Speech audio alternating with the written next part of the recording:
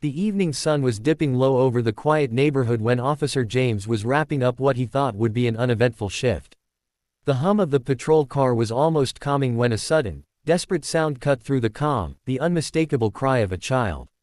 He turned his head just in time to see a little girl, no older than 6, running toward his car with tears streaking down her cheeks, her small hands trembling as she tried to speak through sobs. Her pink dress was wrinkled, her hair messy as though she had been running for a while, and her voice broke with urgency as she begged, "Please follow me home." Something in her eyes, a mixture of fear, desperation, and hope, made him realize this wasn't just a child having a bad day. This was a cry for help, and every instinct in him told him he couldn't ignore it.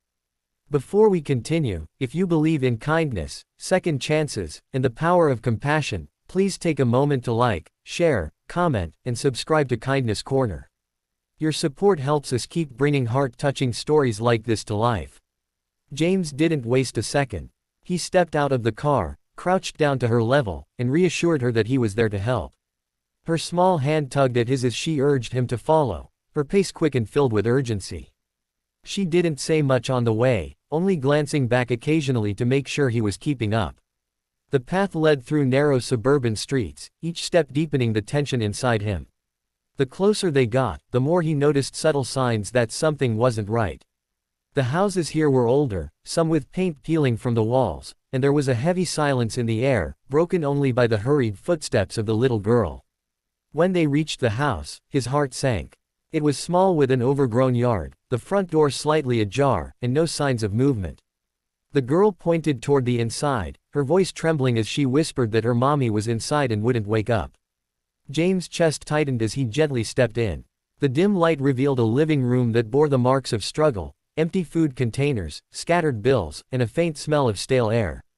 Following the girl's lead, he entered a small bedroom where he found a young woman barely in her 20s, lying motionless on the bed.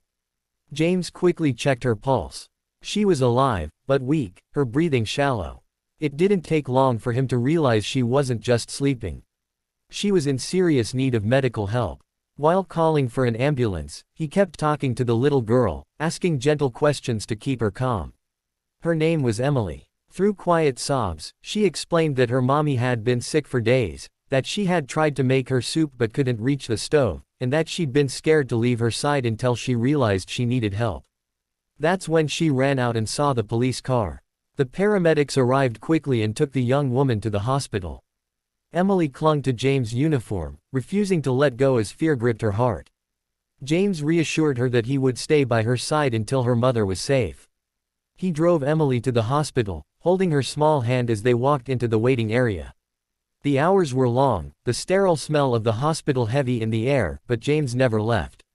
Eventually, a doctor came out with an update. Emily's mother, Sarah, had collapsed due to severe exhaustion, dehydration, and untreated pneumonia.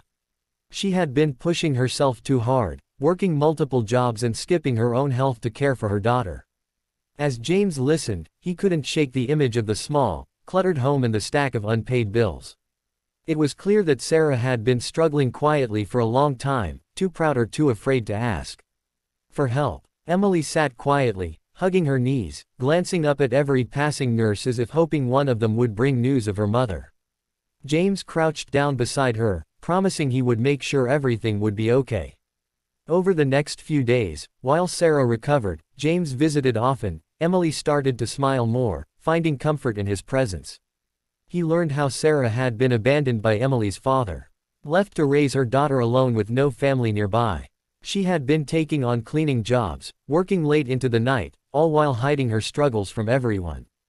James realized that without intervention, their life would slip right back into hardship the moment Sarah was discharged.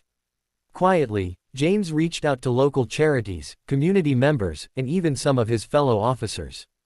Within days, donations of food, clothing, and funds began to pour in.